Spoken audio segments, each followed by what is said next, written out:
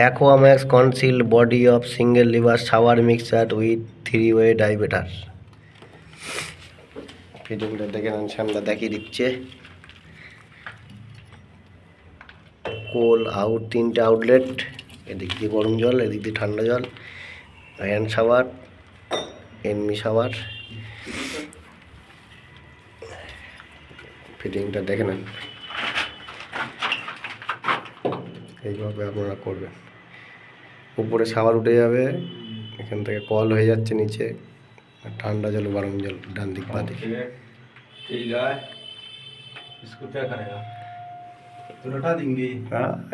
তোমার থেকে তো তাও 3 ফুট ওপরে হাওয়ার, 9 ফুট অনেক উঁচুতেই আছে। প্লাস ভাল ঠান্ডা গরম আসছে না, এটা বেসিন মিক্সচার।